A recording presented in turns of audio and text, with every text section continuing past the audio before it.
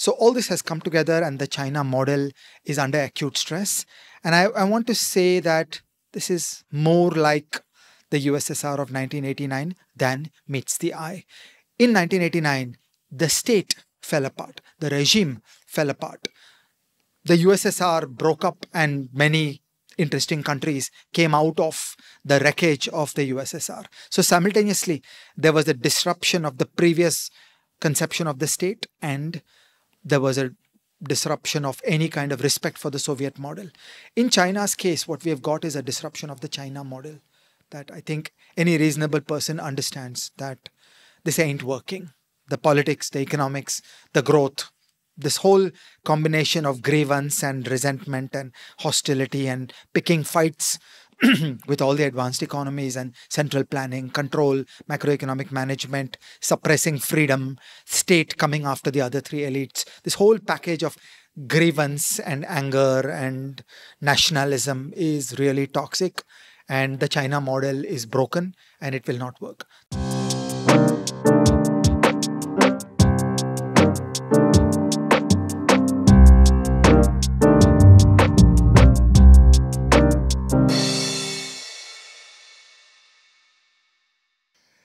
Hello and welcome to Everything is Everything. I'm Amit. This is my good friend Ajay. And Ajay, I have a question for you at the start of this episode. And this is a beautifully formulated question. I traveled outside the country recently. I was chatting with a friend of mine and he told me this question. And I was so blown away. I said, "Can I quote you on this?" And he said, "No, you can't quote me." He runs one of the biggest businesses in Asia, and he's not in India, so don't try to guess who it is. But he said, "You can't quote me on this, but you can use the question." And the question is, can we grow rich and still beat our wives, or do we have to stop beating our wives to grow rich? I'll read that out again. Can we grow rich and still beat our wives? Or do we have to stop beating our wives to grow rich? And at its heart, it's a question about modernity and the relation of modernity to prosperity. And modernity, I'm defining in this sense as liberal values, classical liberal values, freedom, consent, autonomy, all of those things. And his question is that is it a necessary condition that if we want to be rich, we have to be modern in this sense? And my instinctive answer to him as we sat over dinner was that, if I think of the median Indian male, I know the median Indian male's answer. And that answer is that we can grow rich and still beat our wives. Because to that person, modernity does not matter. Prosperity and tradition can come together. And I'm using tradition loosely. In it, there is illiberalism and misogyny and so on. Not that all traditions go there. But, the implicit sort of understanding there would be I can grow rich and I can continue doing all the things that I do that might otherwise be frowned upon in a more liberal society, right? And that's what the median Indian male would feel.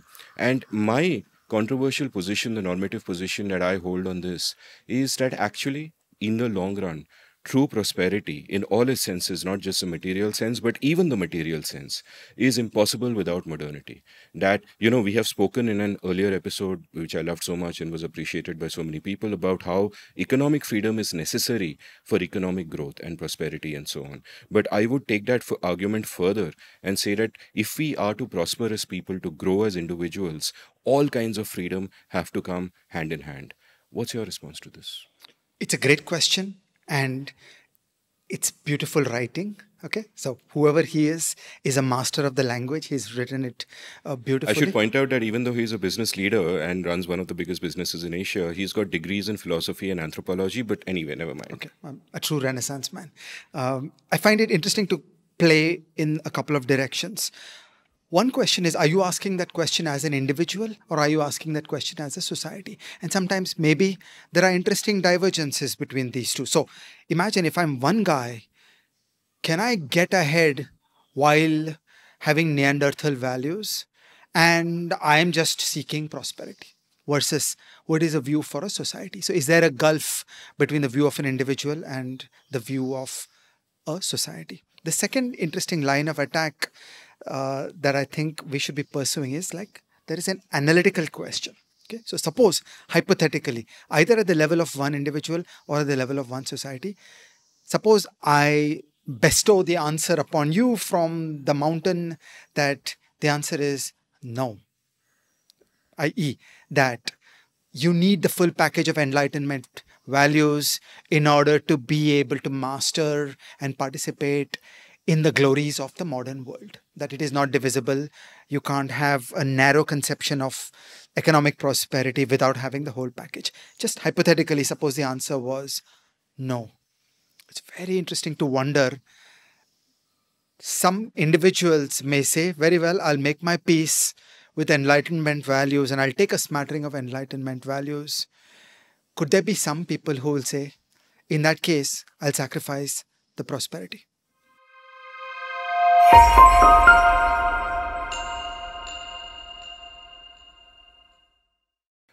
So that's a lot to process, and I'm going to kind of think about all of these issues much more deeply.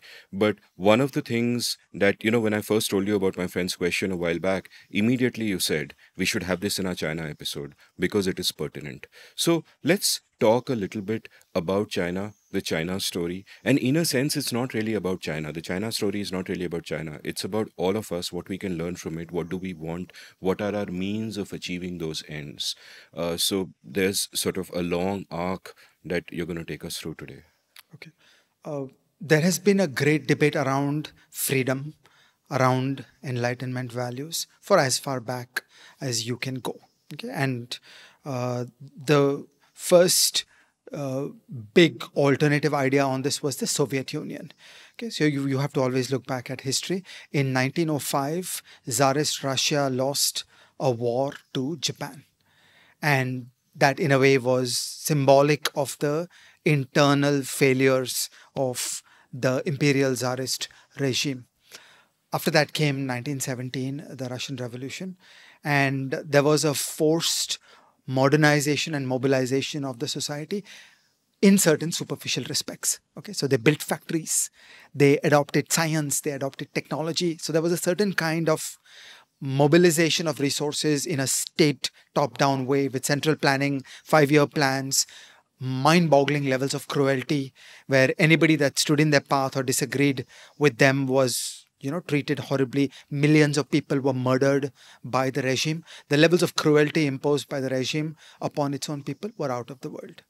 And you could say that this was the raw material, the foundation, which led up to the situation of 1945, where Soviet Russia won the Second World War against Adolf Hitler with a great deal of Western help. It was not done alone.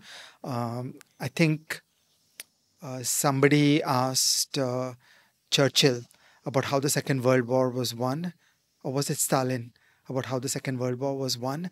And he said the Americans gave the treasure and the Russians gave the blood and the British gave the time. Okay, which is a deep insight into what happened in the Second World War. So I don't want to overstate the extent to which Soviet Russia did this alone. But hey, they did it. In 1945, they were the great land power of the world. Similarly, in 1945, one of the most amazing technologies of the world was the nuclear bomb, which was tested by the United States in 1945. As quickly as 1949, Soviet Russia was up and running with a nuclear bomb. Again, the scientific and engineering achievement is overstated because a lot of the knowledge and the ideas was stolen from the Manhattan Project. But hey, they got there in 1949. So there was a sense in which something remarkable was achieved in the Soviet Union, where over a very short time, there was dramatic economic growth. And then people thought that this could go on. So the most famous and important economics textbook in world history was the book written by Paul Samuelson. And in edition after edition, when you open the front cover, on the inner cover of the book, there was a graph of the GDP of various countries, which Samuelson correctly considered was the most important set of facts around which you had to ground your knowledge of economics. And in that graph, Samuelson always had a ... line with projections for the future, where he expected that the USSR would beat the United States in terms of its aggregate GDP. Okay, and now we know that never happened, but it's giving us a flavor of how it was felt that that model works. You may have had an ethical problem with that model. Okay, so You look at all the great people of the 20th century, George Orwell, Arthur Koestler, Jawaharlal Nehru, they all rejected the cruelty of the Soviet model. But it was felt that in a purely instrumental way, this stuff is going to work.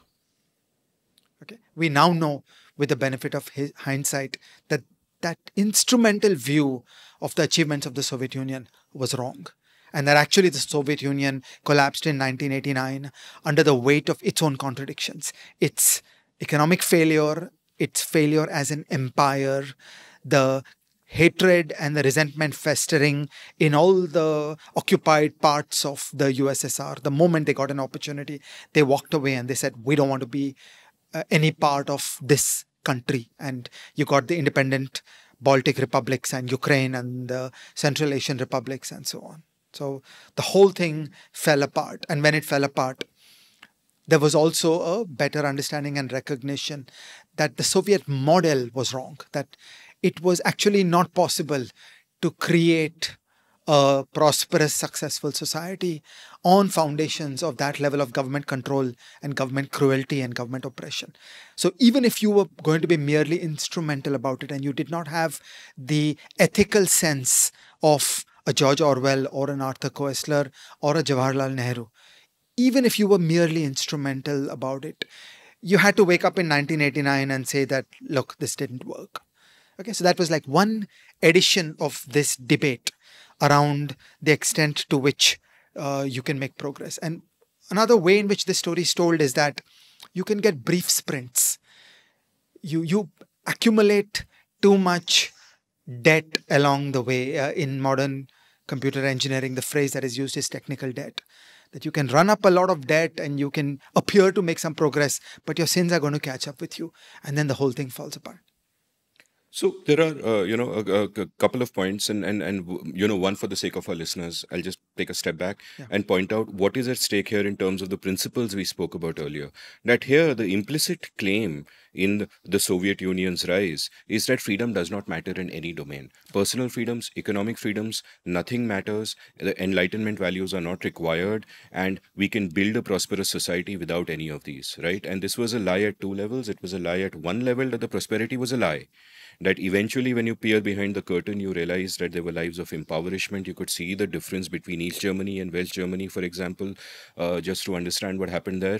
And we know that was a lie. And we also know that a system like that had to give at some point. We have spoken earlier about Timur Kuran's great phrase, preference cascade. In his fantastic book, Public Lies, Private Truths, he wrote about how, while the Soviet Union was active, it never seemed like anybody was against it because every individual was scared to speak up because, what if she was alone? But once people began to realize that others are also against it, they all began to speak up, and that preference falsification became a preference cascade. And suddenly you realize that, man, everybody was unhappy, everybody was poor, people were sick of, food lines and etc., and everybody aspired to the prosperity of the West. And there, like you said, Francis Fukuyama wrote that famous essay, The End of History, question mark, and the end in a means and ends kind of way. And there it seemed that the point being made is that freedom matters. Now, whether you approach it from a moral standpoint, means and end standpoint, that that coercion is bad, period. So no end justifies coercion, no end justifies the means. Whether you take it from that angle or whether you take it from a consequentialist angle, because some would argue that screw your moral bullshit, I don't care about freedom and all that. Did we get rich? And the answer to that was no, we did not get rich, and this was unsustainable. So, and there, like you said, there is that sense that many got, which perhaps led to some kind of complacency, that okay, we've seen how that worked out. Everybody will now agree liberal democracies are the best way to go. Political freedom, economic freedom, personal freedom, they're all necessary in a fine balance. But there's another story brewing here. Tell me about that. I want to stay on the Soviet Union for just two more quick points. The first is that I want to focus on the history of ideas, on thinking, because, ultimately the world is made of thought. The grotesque disasters and the achievements of the Soviet Union were the consequence of an academic scribbler called Karl Marx, who never saw the outside of the world other than sitting inside the British Library. Okay, so in the end, it is all about ideas. Nothing matters more than ideas. So let's stay on the journey of ideas. There were many people in the West who never made their peace with liberal values, who never made their peace with the word freedom. And for them, the Soviet Union was a bit of a model. Okay, they liked this idea that, a lot of state control is a good thing. So there were some people who were social conservatives who viewed the exercise of freedom by human beings as something degenerate and barbaric. There were individuals who craved that power for themselves, who envied the power of a Joseph Stalin or a Beria, and would have liked to lord over their own countries in that fashion, who didn't want the petty little difficulties of checks and balances and rule of law and all that. So there were a variety of compulsions, but there has always been a camp. In every free country, there has been a camp of thinkers who have argued in favor of less freedom. So the debates around freedom have been alive and well as long as you can go back into history. And so it's important to see that the Soviet Union was well loved and admired by people in free countries who advocated that, we should have a little less freedom for this country.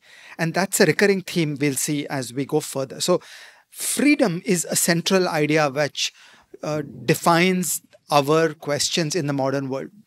Like really, if there's a single big idea to understand and debate and think deeply about, it's about freedom. And there are many, many thinking people, knowledgeable people, well-educated people who were quite supportive of the Soviet model. The second quick last comment I want to make about the Soviet Union is that, once again, just being consequentialist, being instrumentalist, some people have argued that, look, when you start out at a very low level of development, a la the Russian Empire as of 1917, it's okay to be thuggish for some time. You do a little bit of sprinting, gain some minimum economic prosperity, do some industrialization, and then after that you can get niceties like democracy. Again, as an example, this was a great debate of the Indian freedom movement, that in 1947, female literacy in India was 6% or 7%. And do you really have a hope of building a decent society, of building freedom in such a society? There were people who genuinely believed that, no, the people are illiterate, how will they vote? You should just make do with something more thuggish. First get rich, and then afterwards you can be on the journey to opening up and introducing more freedom. So a question was asked that, starting from the wreckage of the Soviet Empire of 1989, could you rapidly transition into something better? And the quick answer is no. Because the entire society is held together by incentives, by individuals, by behavior and optimizations of those individuals, by mechanisms of production that are sustained through wrong policies and coercion all over the place. So there's no ready transition out of that. You really burn it down to the ground and you have to start over. And it's very difficult to start introducing liberal values and rule of law at a late stage in such a country. There are very successful countries that have begun authoritarian and transited, and more power to them. Think Chile, Taiwan, South Korea. Okay, these are countries that started out as military dictatorships and made these transitions. But it's not easy. And in the case of the Soviet Union, the economic distortions in the country were so great that 1989 was literally burning that economy down to the ground. And in some ways, till today, the Russian economy has not recovered from that collapse. Today, Russia has a very weak economy. It's a Spain-sized GDP. Frankly, it's just Saudi Arabia with nukes. Okay, so they've really never got their mojo back. Everybody from Spain and Saudi Arabia listening to this is like, boss, humko kyun tana diya? Humko kyun beech mein laya? But kind of leaving that aside. And the other point that some people may make is, look what happened to Russia after the Soviet Union collapsed. And my point is exactly that what happened there was that you could not just, remove communism and expect that things would work. You still didn't have freedom. You did not have free markets. You had crony capitalism and cronyism, and we see where that led us. You did not have the rule of law, which is essential to maintain the freedom of the people. people. You did not have all those institutional qualities, so it kind of went to hell. But I think, most people watching this would kind of agree on that whole story. So let's move past that and let's talk about China.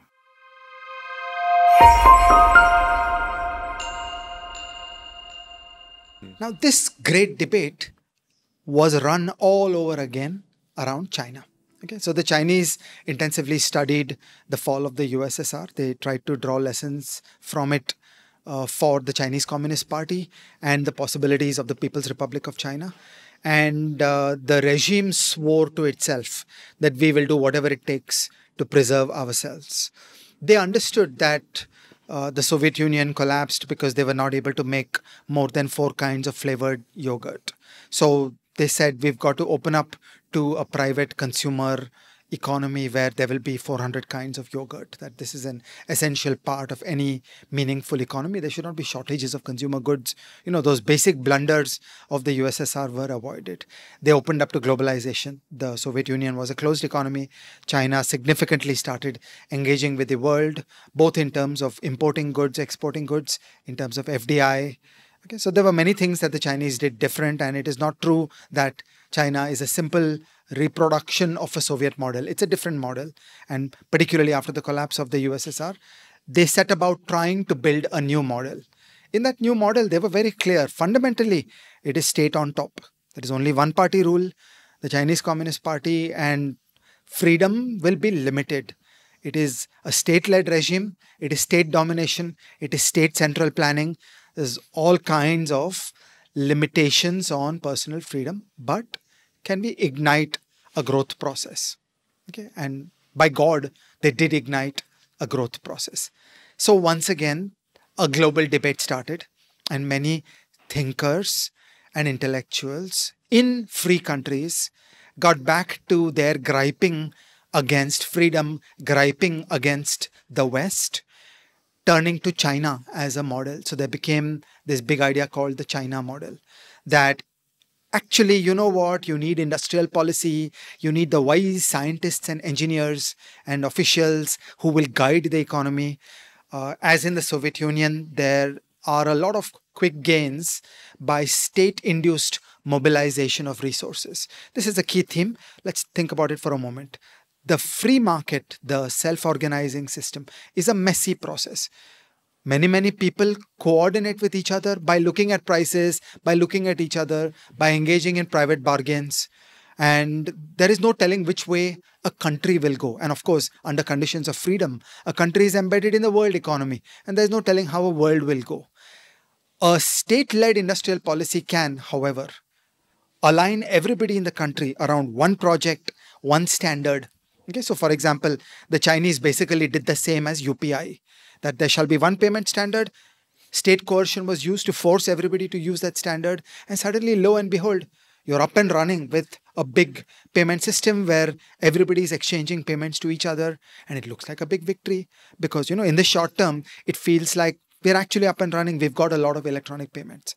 So like this, China became the exemplar in the eyes of many people who have always grumbled about freedom. So, there is a certain kind of global left that has always been unhappy at freedom, either for moral and ethical reasons, because they view free human beings as morally degenerate, or they have a commitment to conservative values, traditional culture and family structures, or because they view themselves as wannabes, that you would like to be that policymaker that will straddle the country and tell all private people what to do.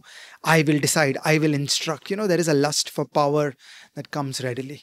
And there has always been this skeptical streak about Enlightenment values, dreams of industrial policy, and so on. So China became that great exemplar. And for some years, it seemed to work. China got a glorious rise in GDP, and millions of people, hundreds of millions of people came out of poverty. And a lot of people got comfortable that this is all working and this is going to work indefinitely. It was felt that this growth model is indefinitely feasible and China will just keep going like this until it becomes a rich country, until its per capita GDP matches a poor OECD country. in which case its aggregate GDP would be higher than the United States.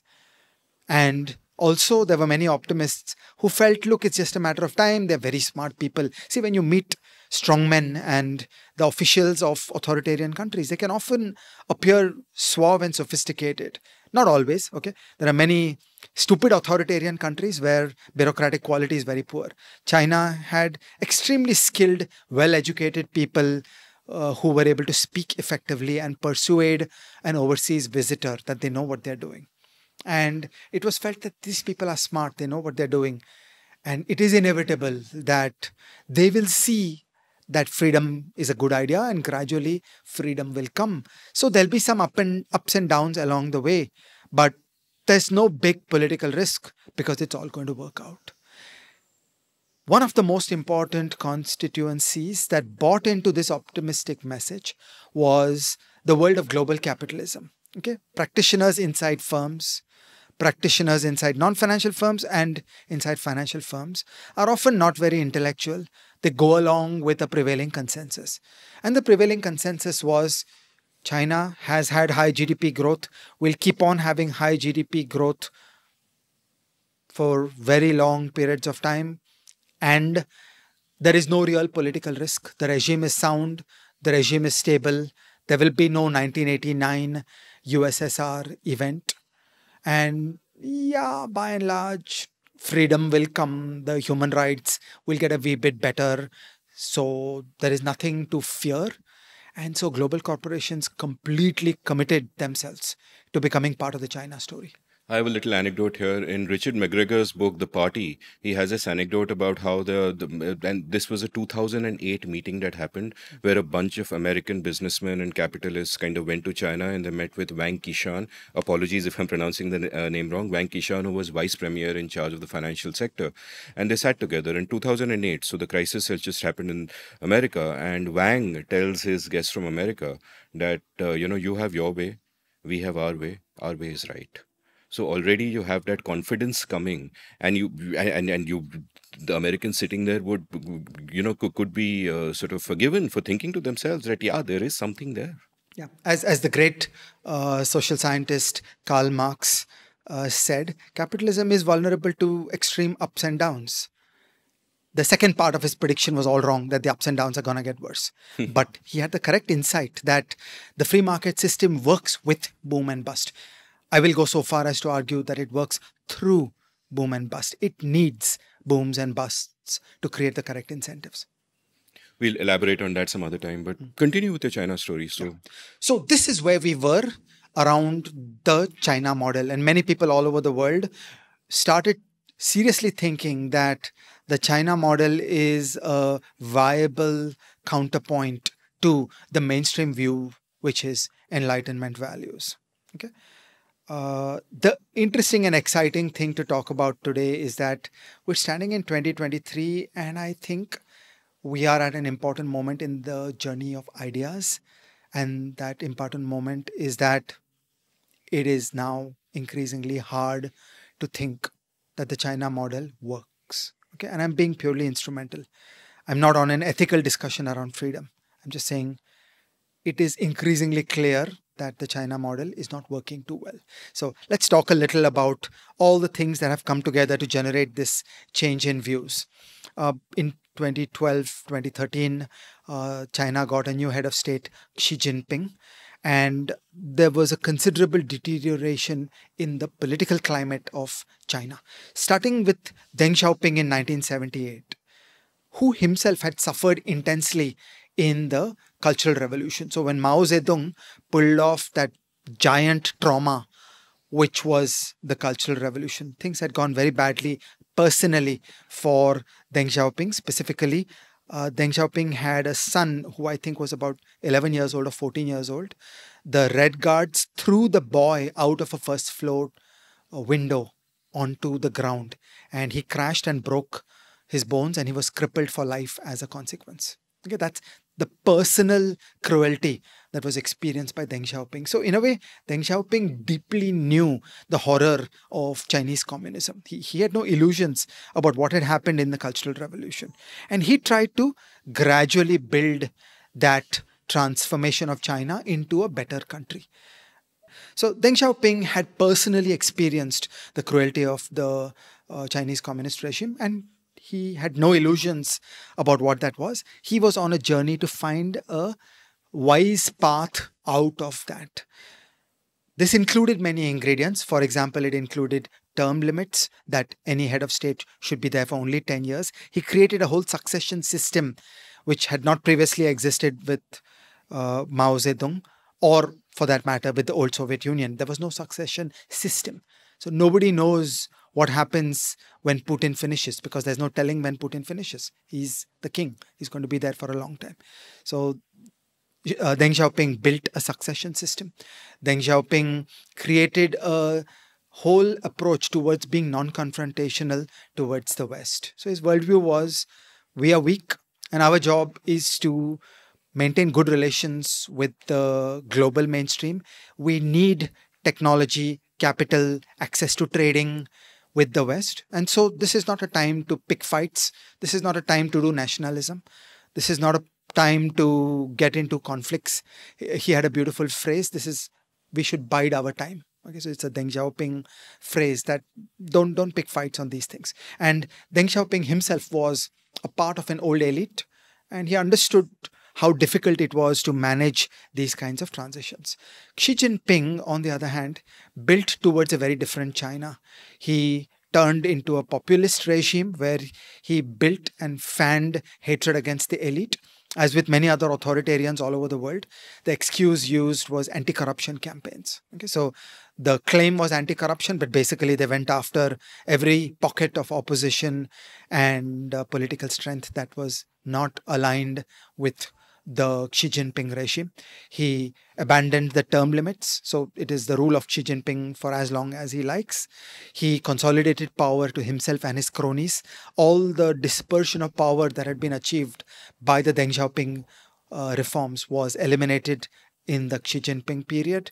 He fanned nationalism. So the entire party apparatus was devoted to making young men, okay, bracket very often men without women because of the one-child policy.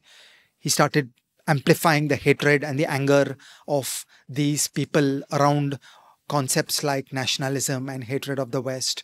A language of grievance that for centuries China has been oppressed by foreigners, and now we will get back against the foreigners. That kind of culture of grievance that is a common theme across populists across so many countries. I was thinking all of this sounds familiar, but carry on. Yeah. And so this is domino number one, that if you thought that China was on a path to a gradual, stable improvement and evolution of the political system, the emergence of Xi Jinping proved that wrong. That in fact, China took a huge step back towards Maoism. It is a more Maoist regime, a Leninist regime than anything we have seen after Deng Xiaoping. Well, what do you expect? Will this work? Will this work well? Will this work badly? You and I will not be surprised to think that this worked pretty badly. Okay, so let's go one by one. First came COVID. There is little doubt that COVID came out of China. There is a possibility that COVID actually came out of a biological warfare lab in China. We don't know the correct answer to that question. We will never know because the Chinese government will not do an honest, ethical investigation of that subject. But there is no doubt that COVID came out of China and that COVID got amplified and got explosively bad because that regime is a populist authoritarian regime which obsesses on managing the headlines on concepts like honor. So they suppressed the bad news. They hid the bad news. They made life difficult for the individuals that tried to say that there is a serious epidemic going on here in Wuhan. And this was a big milestone where I think the whole world started seeing China in new light. That are you a first-class partner in the Committee of Nations, or are you a little bit of a rogue nation? Okay, China started being seen as a little bit of a rogue nation. Okay, then you got to COVID management. China came up with the world's most extreme lockdowns, saying that we will manage COVID our way. And they started getting into a certain triumphalism and nationalism that the Chinese way is better, where unlimited coercion was used. Again, the most authoritarian countries did the worst lockdowns.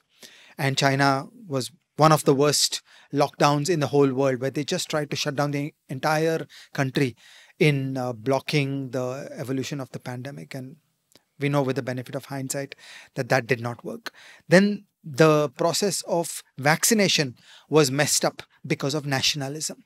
Okay, the honest answer for China was to say that, look, we're a poor country, we don't have that scientific heft, we don't know how to build high quality COVID vaccines, so we want to ride on vaccines that were developed abroad.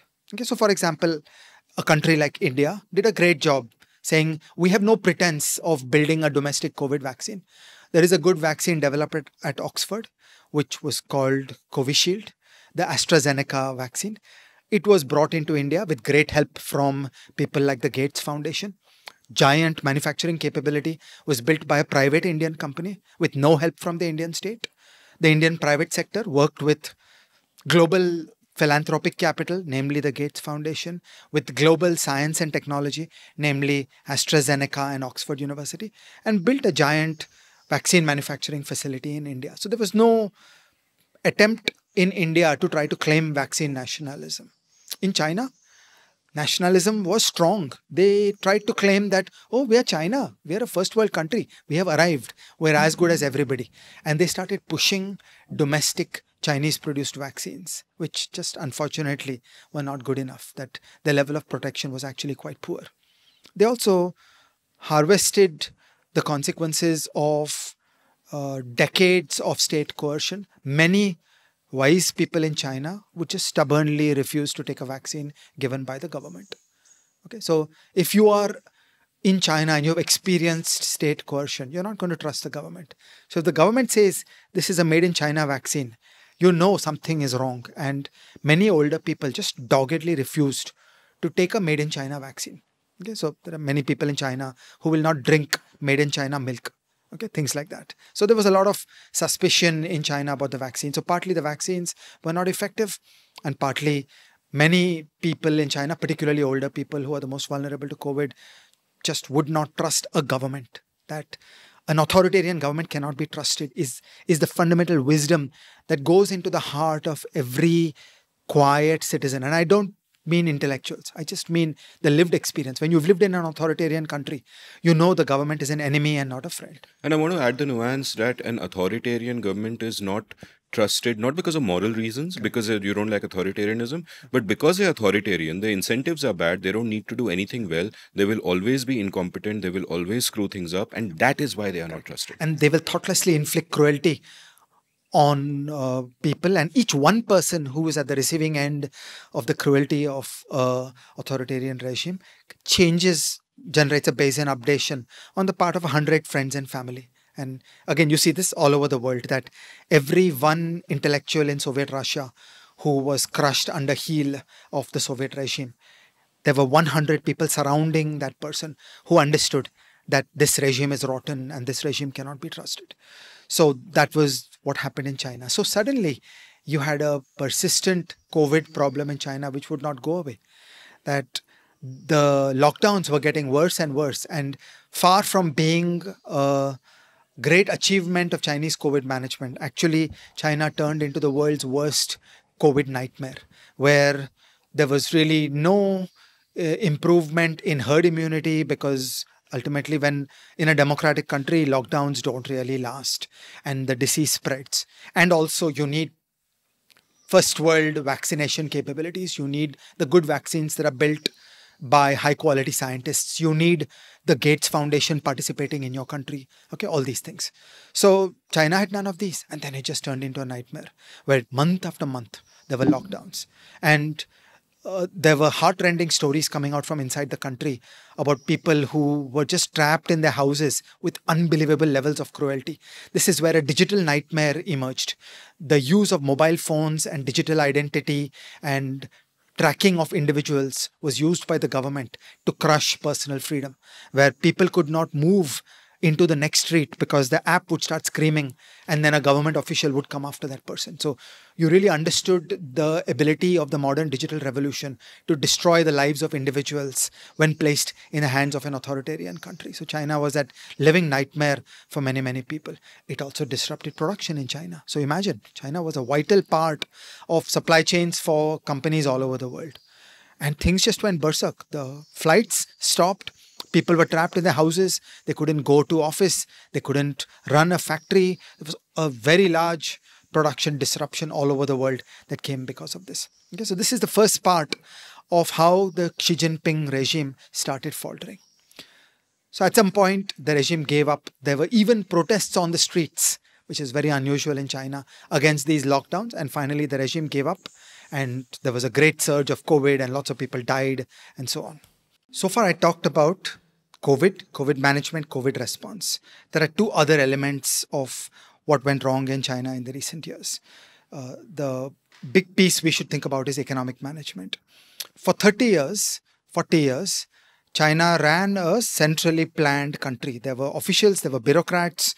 They called the shots. They told people what to do. Okay, and they controlled the economy. There is a very uncomfortable phrase that is used in China that I have a year for and that no free country should use. It's called macroeconomic management. Okay, the idea that some official controls the macroeconomy. Okay, in a free country, what happens is that in capitalism, there's always a business cycle, and there are certain levers of state policy that can reduce the severity of business cycle fluctuations, but you can't manage an economy.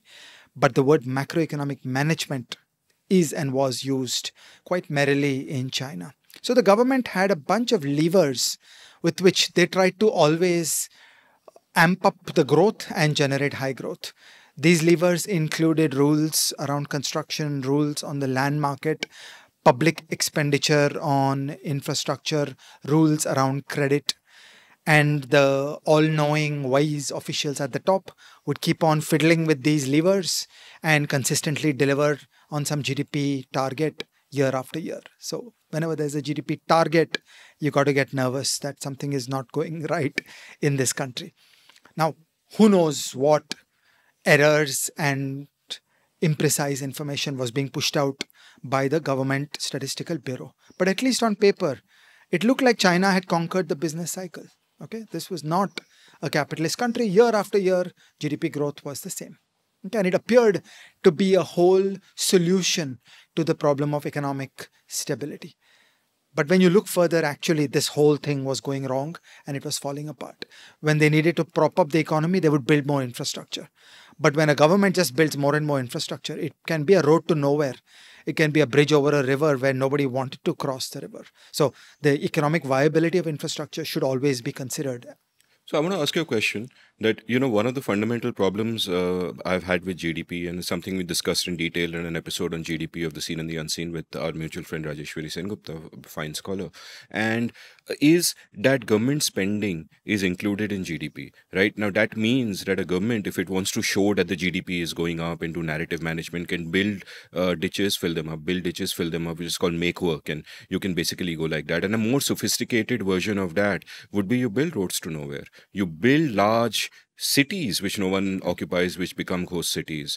And at the same time, there is a logic which I understand that look, if we spend money on infrastructure, eventually people will use them. If you build them, they will come. And that's a Keynesian approach, that you build the infrastructure, you make the roads, people will use them, trade will happen, prosperity will happen. But what it seems to me is that while that Keynesian argument might be a rationale for what China was doing, in another sense, a lot of what they did was this kind of empty GDP growth, where it's just, you're loosening the interest rates, more money out there. Yeah, GDP goes up, so does inflation. Yeah, and you have, all these great public works, money spent. The GDP top line is amazing, 10% year on year, but it is a shadow, it is a chimera. So, to what extent is that also a part of? It was there, and over the years, it got worse and worse. So as the economy grew and there were genuine difficulties in the economy, but they were sought to be overcome by the great managers of the economy. And this gets betrayed in rates of return. Okay, so either you take financial rates of return on an infrastructure project. I do not believe that all infrastructure projects should always be undertaken by society. It depends. By Are the there in- state, you mean? by the society. So, see, in the hands of a private developer, they will not make the mistake. They will not build a road to nowhere because they will worry, how am I going to get paid? Those mistakes then get made by the state. But the words return on equity remain the correct metric. How do you think about a good infrastructure project? A good infrastructure project is one that earns some plausible return on equity. I must point out that we are private capitalists and everything is like a road to nowhere. Where are the returns? We are just spending on it. It's a labor of love, no returns. But anyway, that's a different matter. I'm joking. Continue. Yeah, we are socialists in our personal life. So the Chinese management of the economy just was increasingly toxic. It involved violating market principles. So a great deal of credit was pushed out to prop up the economy. But within 2-3 years, it turns into non-performing loans. And that creates questions around financial sustenance. So, as I said, there were levers around the land market, there were levers around infrastructure, there were levers around construction, there were levers around credit. All the four levers were being used heavily. And it only goes so far. And in the end, these levers started becoming increasingly ineffectual that compared with the scale of the problem. And remember, the scale of the problem kept on growing because as the economy goes bigger, you start getting to problems of hundreds of billions of dollars. And then you need to do massive scale of intervention through these levers. And that just started becoming less and less effective. And the Chinese economy started getting into a lot of trouble. So there was a fundamental unsustainability of that growth paradigm. The second part of this, the policy strategies that went wrong in China were the increasingly confrontational approach taken with the rest of the world. Xi Jinping diverged from the Deng Xiaoping regime of bide your time. He started believing their own press releases that we have arrived. This is China's moment. Now China is the great leader of the world and we shall contribute. Xi Jinping thought to make the world a better place. We have better ways of doing things, and started getting pretty confrontational with the West in many, many things, whether it is war in Ukraine or it is intellectual property theft or an array of issues turned into live battlefronts between the Chinese government and the advanced economies. The advanced economies had been quite indulgent towards China in the past. They had tolerated many kinds of misbehavior. But this was because the mood was, look, give it time, they'll figure it out, they'll get better. But in fact, they got significantly worse. China started building large-scale lending operations to poor countries all over the world, including Sri Lanka and Pakistan and Bangladesh, where they started trying to throw their money around and gain diplomatic and military clout. And again, these things are not well appreciated because this starts really creating trouble all over the world, and it interferes with a certain rhythm of how international finance has gone into many poor countries, balancing some considerations around freedom and democracy promotion and preventing wars, has been a part of the recipe about how the international financial institutions have engaged with poor countries all along. So this turned into a conflict and a battlefront. And finally, I want to go closer into the mind of a person in China, because we should always understand that the wellsprings of all societies come from individuals. It is people, it is the individuals. It is private decisions by individuals that are ultimately make or break. Every society ultimately is about the aggregation of those decisions. There were two problems here. The first problem was that many adults of age 50 in China in the recent few years had never known a downturn, had never known hard times, because the government had been doing that pump priming. In that sense, they fundamentally did not know what it is to do business. Okay, business is risk. There is a raw red-blooded risk in the world of business. Things go wrong, firms go bust. There are boom times and there are bad times. There are business cycle downturns where large number of firms go belly up. This is core to being a capitalist economy. And a large number of the adults of China who were occupying positions of influence in the private sector had actually not seen this ever. So in some ways, they were new to facing these difficulties. In some ways, their learning, their training, their human capital was fundamentally limited because they actually didn't know what is risk. They didn't know how to think about risk. They were always protected because there would be high economic growth assured by the party. And this creates bad decisions. There is always a bias in favor of more leverage, more investment. It became a game of who can cozy up with the government and get more credit. Because if you took more leverage, it always worked. The winner was the person who took higher risk and more leverage and cozied up more with the Communist Party. And these are not ways in which to allocate capital wisely. This doesn't create a wise, sensible, thoughtful business community that weighs risks and takes risk, knowing that many things will go wrong. Finally, with Xi Jinping came the populism. Xi Jinping unleashed the state against the other three elites of the society. In every society, there are four elites. There is the state, which is the officials and the politicians. There is the business elite, there is the intellectual elite, and there is the cultural elite. And like other populists, Xi Jinping unleashed state power against the other three elites. And a lot of those individuals, a lot of those families shrugged and said, okay, in that case, I can't feel confident and I can't take risk and I can't commit to building organizations in this country. Families started putting their children out of the country. Families started taking money out of the country. And that loss of confidence, again, was a body blow for the optimism of the economy. So this is my narration about that perfect storm that has engulfed China. It is the decline of a political system where Xi Jinping has gone back to a Maoist and a Leninist doctrine of one party and concentration of power. It is COVID mismanagement. It is conflict with the world because of the explicit arrogance of China and its hostility towards all the advanced economies of the world. And while the word the West is often used, this includes all the prosperous economies of the world. Is Japan a Western economy? Is Taiwan a Western economy? These are all the prosperous, important, successful economies of the world. They make up for 60-70% of world GDP. And it is unwise to pick fights with them.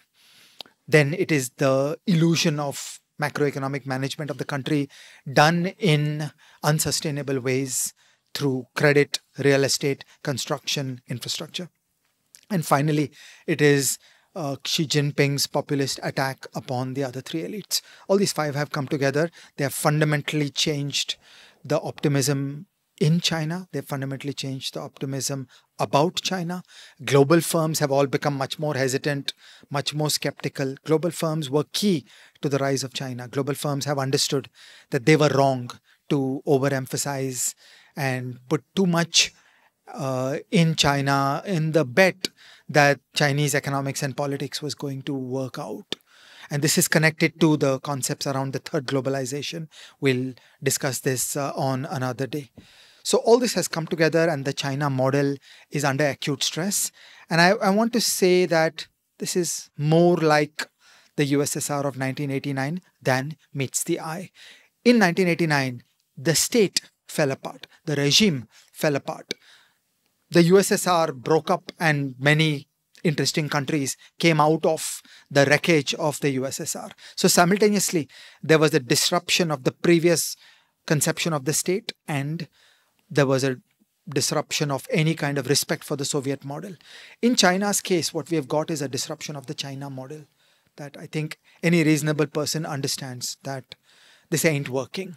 The politics, the economics, the growth, this whole combination of grievance and resentment and hostility and picking fights with all the advanced economies and central planning, control, macroeconomic management, suppressing freedom, state coming after the other three elites. This whole package of grievance and anger and nationalism is really toxic.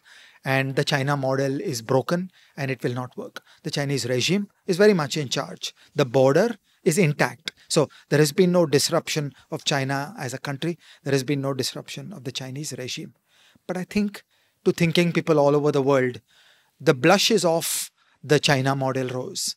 And I think thinking people are increasingly able to see that, you may have been infatuated with a China model earlier, but all in all, it didn't work. These things are not sustainable. And really, there is only one game in town in terms of that path to sustained growth and a civilized society. And that is Enlightenment values and checks and balances and rule of law.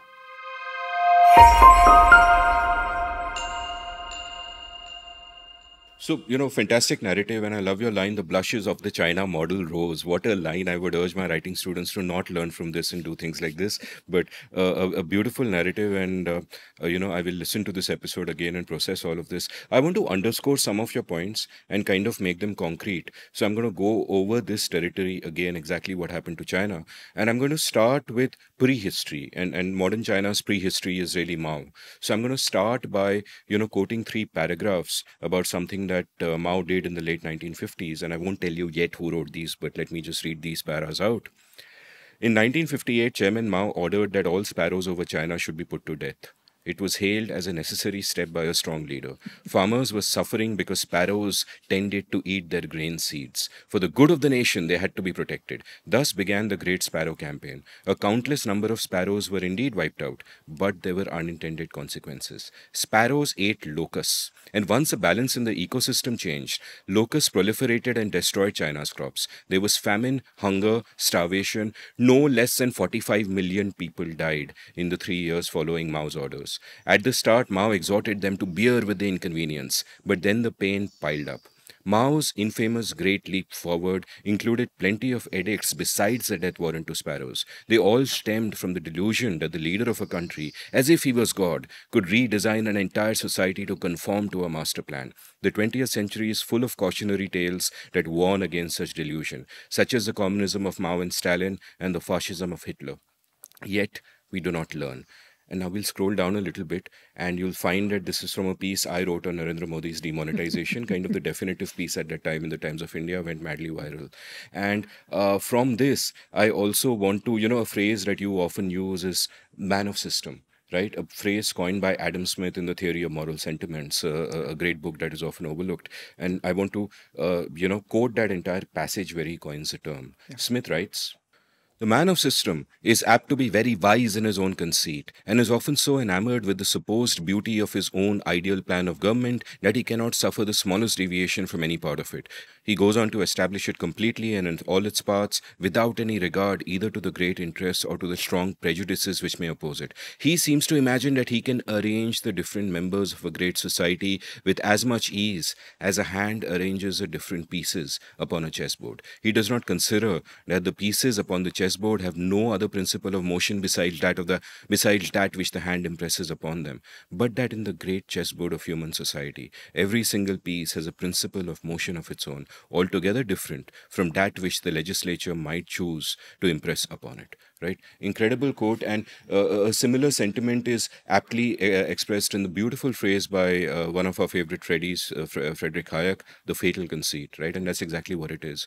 And after Mao died and Deng took over, this then becomes a great problem that millions of people have died. There has been, great suffering. As you pointed out, Deng himself had his own son being crippled because he was, thrown off a first floor balcony. And the question that then arose is that, how do we see our own history? Even if we make changes, how do we put a spin upon this? And then they came up with a formulation, and this happened in a 1981 party conference, if I remember, where they decided that the official party line was going to be that Mao was 30% wrong but 70% right.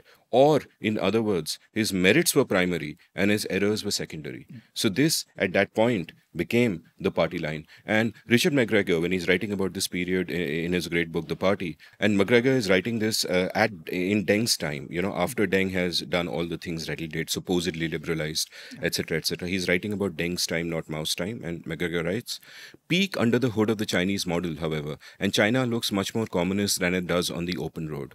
Vladimir Lenin, who designed the prototype used to run communist countries around the world, would recognize the model immediately. The Chinese Communist Party's enduring grip on power is based on a simple formula right out of the Leninist playbook. For all the reforms of the past 3 decades, the party has made sure it keeps a lockhold on the state and 3 pillars of its survival strategy: control of personnel, propaganda, and the People's Liberation Army."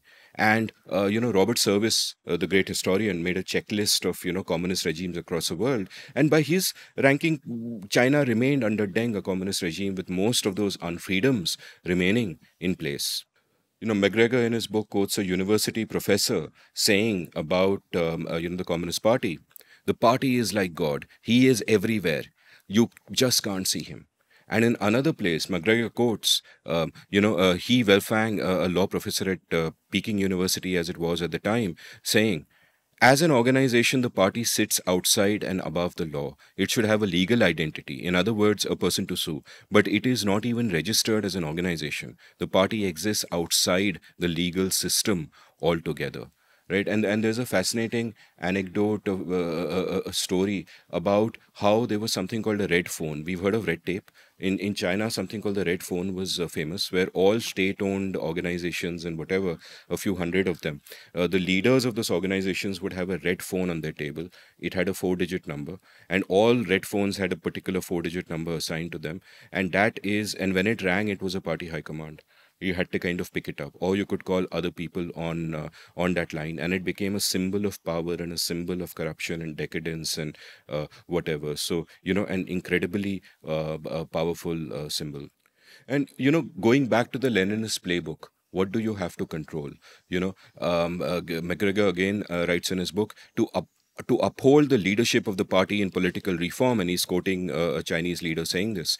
Three principles must be followed: that the party controls the armed forces, the party controls cadres, and the party controls the news. And in 2007, an edict was given to the press, which is like a demonstration of this. McGregor writes in his book. Ahead of the 2007 Party Congress, the authorities were still on the lookout for any mention of the Soviet collapse and the Cold War that preceded it. Before the meeting, the department issued 20 general guidelines for editors in the choice of news for the year. Edict 19 directed them to strictly control reports of the 19th anniversary of the October Revolution and not play up the disintegration of the Soviet Union. And at a later point in time, and we think that, okay, political freedoms, personal freedoms, not there, don't get on the bad side of these guys. Lekin economic freedom to hai, prosperity is happening. And in a sense, a beacon of this was Shanghai, right? And McGregor in his book quotes a lawyer in Shanghai, Zhen Enchong, writing about those years, and he says, people have been driven from one corner to another corner of the city. Many among us also have to endure illegal surveillance, home searches, forced repatriation, detention, re-education through labor, being locked in psychiatric asylums, phone tapping, harassment, and other ways of suppression. And there was actually a government department in China called Measures for Internment and Deportation of Urban Vagrants and Beggars. Right, and it's self-explanatory, kind of what it's for. So there are all of these lack of freedoms, and this brings me to a series of questions for you. I'll begin my first question by talking about what McGregor calls the take it or leave it compact. I'll quote what he writes, where he says, in place of Mao's totalitarian terror, the party has substituted a kind of take it or leave it compact with society. If you play by the party's rules, which means eschewing competitive politics, then you and your family can get on with your lives and maybe get rich. But the ideal does not exist in isolation. It is buttressed by a pervasive propaganda system which constantly derides alternatives to the party. The underlying message is that the party alone stands between the country and the kind of murderous, impoverishing instability that has engulfed China at numerous times in its history. Recalibrated along these lines, the compact also reads, get rich or else. Even with this qualification, the space for individual Chinese to grow and prosper has expanded enormously since the late 70s. The rank and file of Chinese citizenry these days lead vastly different lives from their parents a generation ago. And I did a great episode recently with Pallavi Iyer, just a fantastic writer. She doesn't write just travelogue, she's a great analyst as well. And she wrote a book called Smoke and Mirrors, her first book, circa 2007, 2008, about China. And she recounts in that somebody came up to her, one of her students, and said that, listen, a generation ago, my father used to ride a bicycle so many miles to work every day. I have two cars. So I asked Pallavi about this on my episode with her, which hasn't yet released. It will release in 3 weeks from now, I think. And she said that this was not just one student. In her book, she reported one incident. Everybody would say this, that look at the standard of my life. And, it is so much better than my parents. So I have two questions for you over this. One is the undoubted fact that it improved whatever Deng did, whatever China put in force. It lifted hundreds of millions of people out of poverty. People who people could live lives they could not have dreamt of a generation ago. There was that generation mobility, which frankly we don't see in India even today, and that was there, and that is one side of the equation. But the sort of two questions, the first two questions I have for you over this is that number one, would you argue that it was nevertheless wrong in the sense that this end of increased prosperity was achieved through the wrong means of suppressing freedoms? Because an argument could be made that okay, there were many domains in which there was no freedom. They opened up some of those domains and people got rich, and that was great. But would you say that hey, nevertheless, I have a moral problem with the means that were used? A similar example I think of is what Sardar Patel and VP Menon did right after independence, where over a few months they put together the Indian Union in what I consider an act of fast track colonization. What the British took hundreds of years to do, they did in just 2 years, 2.5 years or so, where they put the country together through a mixture of coercion, promises that were later broken, and so on. And when you look at that, I think that hey, the end is great. I love my India, I love this country, but were the means necessarily correct? And they give me some disquiet, and I don't really have an answer to this. So, question number one: that in your view, would the end justify the means? And question number two would be that did something always have to give? The fact that it was based on a lie that the freedoms did not extend all the way to the personal domain. For example, you had the horrendous one child policy.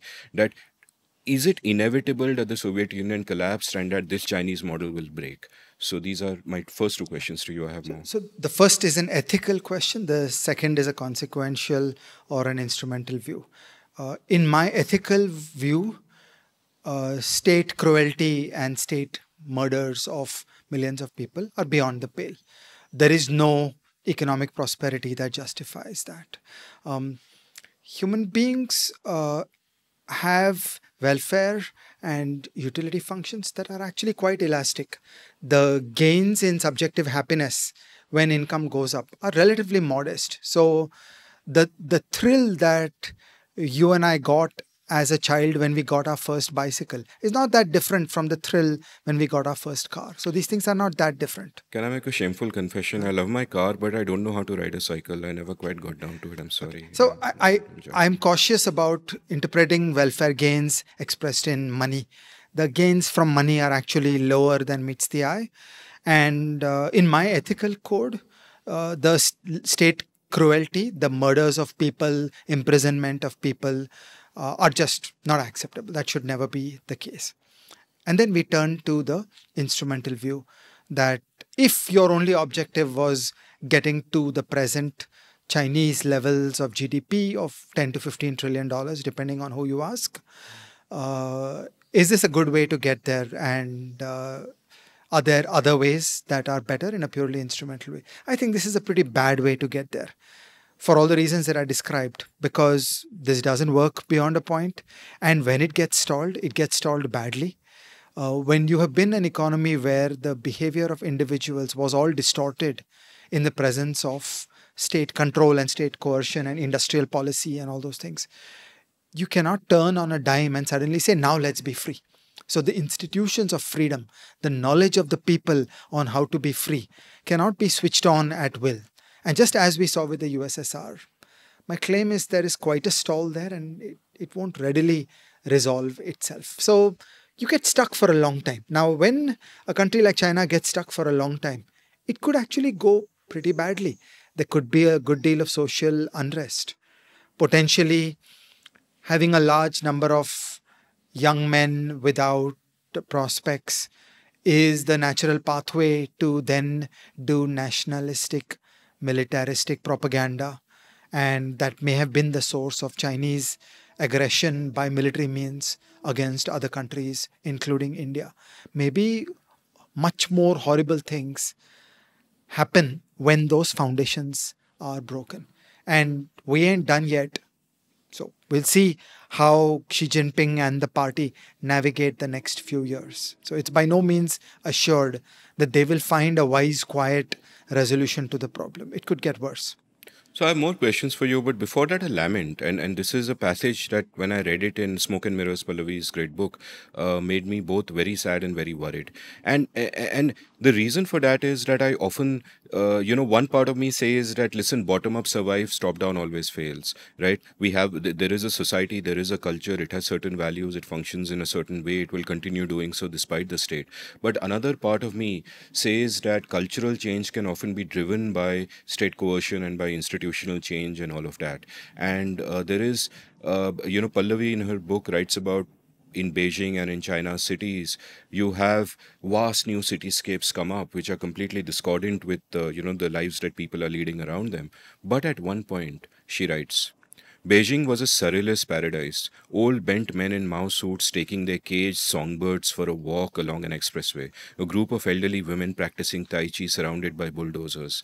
These were common sights as I explored the city. The clash of the past and present was certainly highlighted by these juxtapositions.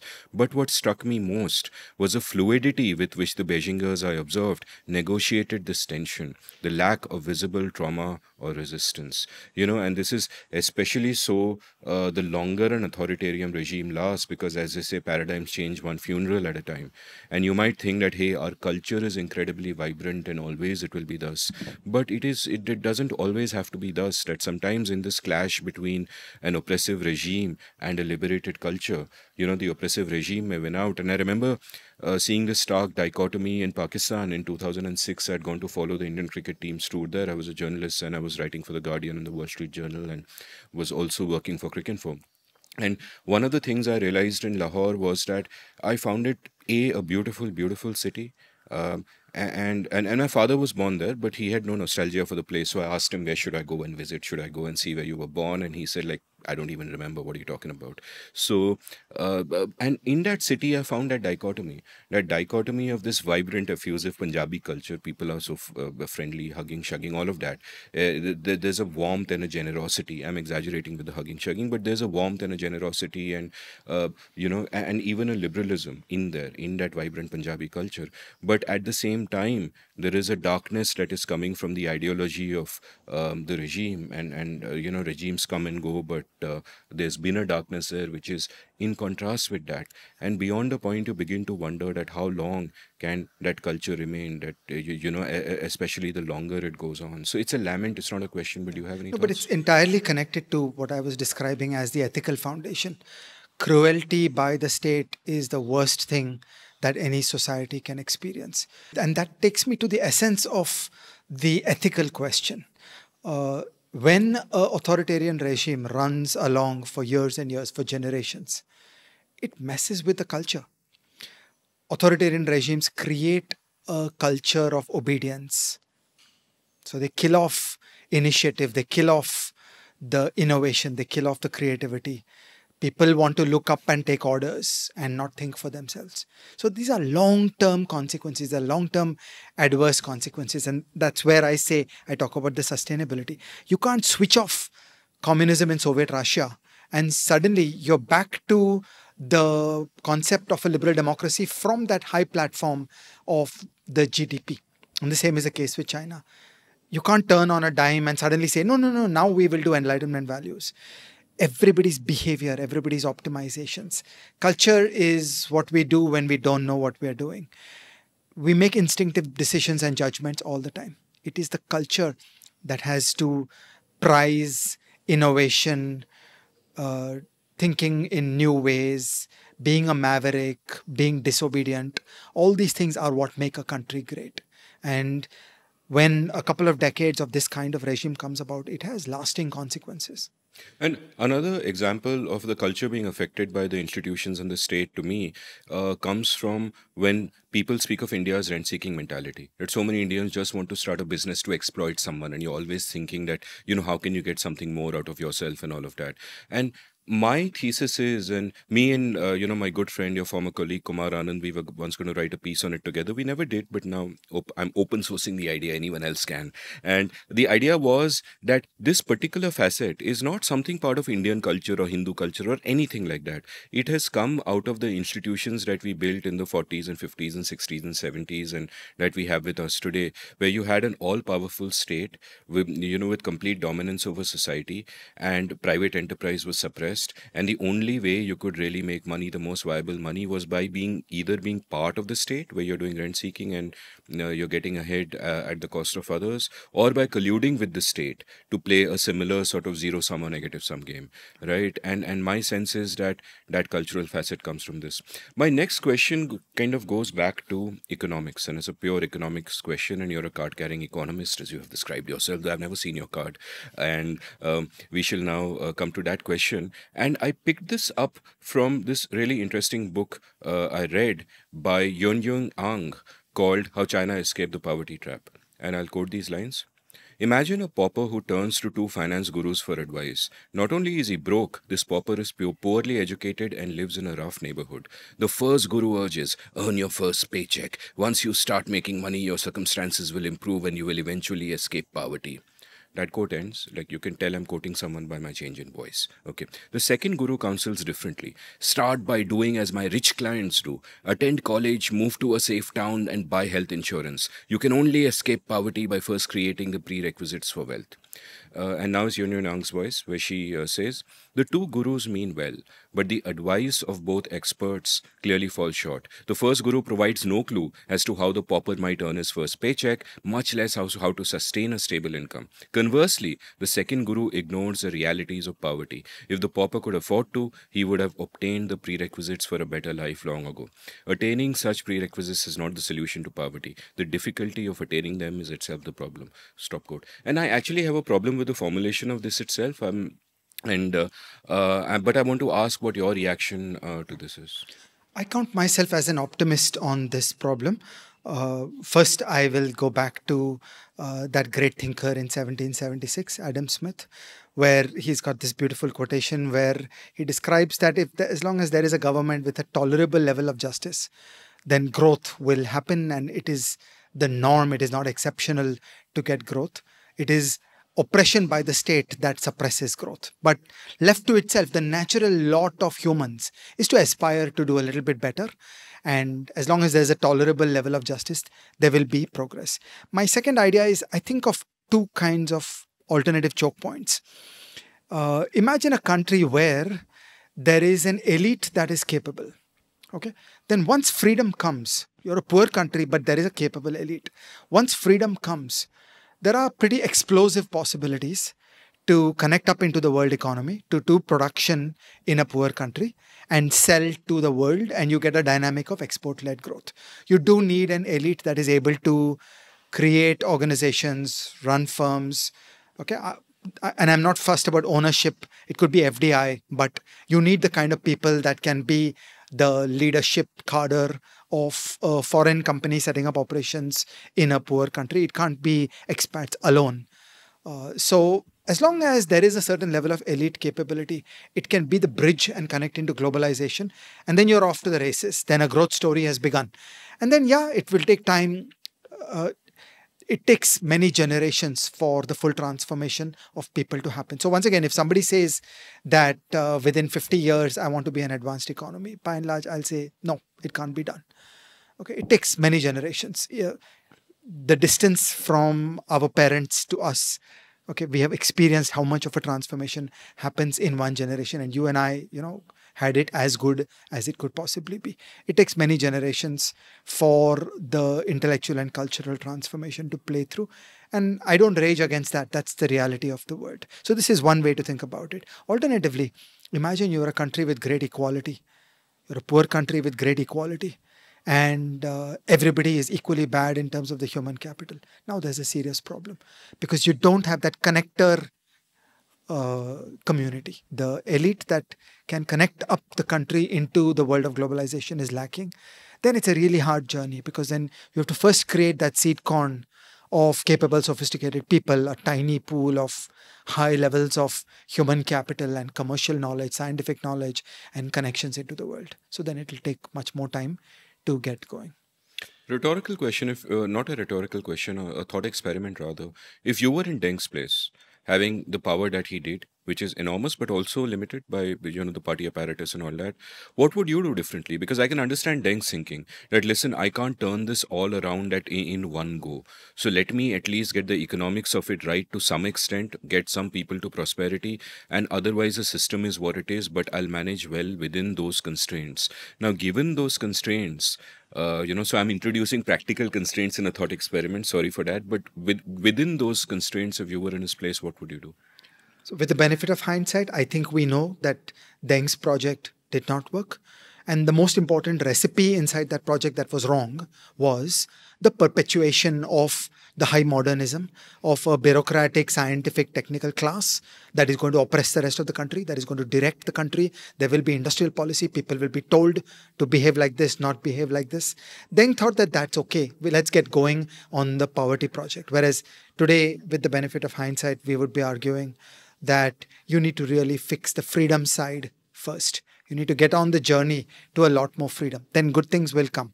But what Deng, as the architect of modern China, needed to do was to build a lot more freedom. So I find a similarity with the different thought experiment. You're given a time machine, and the time machine can carry only one book to give Jawaharlal Nehru. And what should that book be? And that was one of the concepts around what Kelkar and I did for the book In Service of the Republic. And you know what? It would be a very good book for Deng Xiaoping as well. Wow, wonderful. That is the greatest plug I've ever seen somebody give for their own freaking book. And I'm reminded of Margaret Thatcher, despite how she's derided by the left, certainly one of my heroes of the 20th century, at her first cabinet meeting as Prime Minister, slamming a book down on the table and saying, gentlemen, this is what will guide us. And that book was The Road to Serfdom by Friedrich Hayek. So she had the same favorite Freddie as I do. And and I agree with your larger point completely, as freedom is everything. I would just say that if we are to define whether Deng failed or Deng succeeded, I think we first need to decide what his objective could have been. And if his objective was to take China out of its morass completely and fix everything, then of course he failed. But if his objective was that within my bounds, if I can get a few 100 million people out of poverty, that's a humanitarian good in itself, I would argue that he succeeded in that limited end. I suspect that Deng, like all great thinkers and statesmen, was playing for 50 years and 100 years.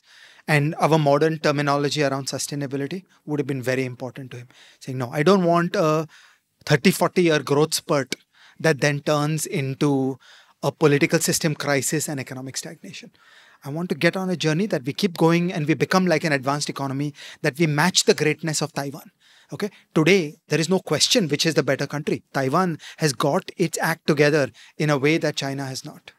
I will just end by saying that if instead of Deng Xiaoping, Xi Jinping took over from Mao at around that time, none of this would have happened. China would be in a far worse place. But leaving that aside, we've spoken a lot about China.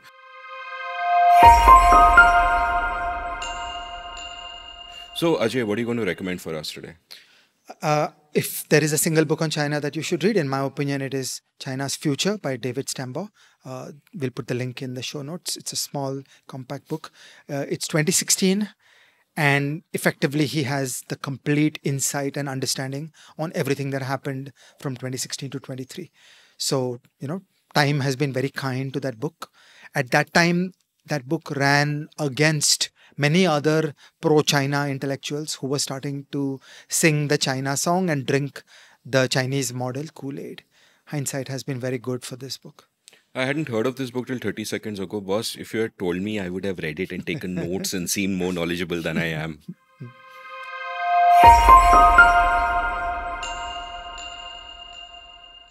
And Amit, tell us your recommendation for today. So my first recommendation today is for an episode we will link from the show notes, and you can click on it now, which is the episode you and I did on the importance of freedom, where we traced India's journey from well before independence centuries ago to the modern day, breaking it up into all kinds of micro periods and talking about how we've done and why freedom is important. So I feel that that's a companion to this conversation. It's coming from the same place that both of us deeply care about. The other book I'd like to recommend is from this pile here. Like last week, we had the same books over here, and people kind of looked at these books and they said, "Hey, you recommended the three red books at the bottom. What about the other ones? They look interesting." So I'm going to recommend one of them today, which is The Essential Dykes to Watch Out For by Alison Bechdel. Now, this book and Bechdel's entire work, her brilliant 2006 memoir, Fun Home, is a masterpiece, demonstrates how, number one, comics can be an art form, a profound, deep art form. They can compete with the best of literature and the best of art. And, works like Fun Home by her, or Blankets by Craig Thompson, and, Ghost World by Daniel Klaus, all masterpieces. Maybe someday I'll do a full list of recommendations of all the graphic novels and comics I deeply, deeply love. Now, The Essential Dykes to Watch Out For was a comic strip she ran from 1985 to 2008, something like that, right? All of these years, and it became iconic. And she basically did Katul Rebhaji week after week, week after week, edition after edition, edition after edition. She came out with this, and it was just brilliant. It first began to sort of try to capture what was there of a counterculture, and many would argue that it created a counterculture, that it enabled that and spread that, and just a brilliant book. And there is one strip in that called The Rule, from which emerges what is famously known as the Bechdel test. Have you heard of the Bechdel test? No, I have not. So the Bechdel test is this, that when you're watching a film, you got to apply three criteria to it. Criteria one, the film has to have at least two women in it. Criteria two, those two women have to be talking to each other. Criteria three, they have to be talking to each other about something other than a man. Right? And it's a very interesting test to apply to cinema, especially to mainstream cinema, to see this glaring flaw in not just a lot of art up till that point and up till today, but in perhaps all of history, right? History written by men, about men, etc., etc. And in a lot of cinema, you kind of see this, right? Because our studio companies are, run by men, and etc., etc. You find male dominant narratives. Everything is from the man's point of view. And the Bechdel test is one interesting frame to kind of look at cinema, and and perhaps, I mean, I don't know if any graphs exist of how more and more films conform to this over time, but I'm sure things have gotten much, much better. And things get better when writers like Bechdel do the kind of work they did, Katur Rebhaji week after week, talking about all of this and formulating a specific frame that you can look at, and you can say, this movie fails the Bechdel test, which almost every Bollywood film, I guess, would. So I want to continue on this around a question Ayush Patnaik asked me yesterday. He said, at every percentile of the income distribution, if an Indian woman was transplanted into that same percentile of the Chinese income distribution, would she be better off?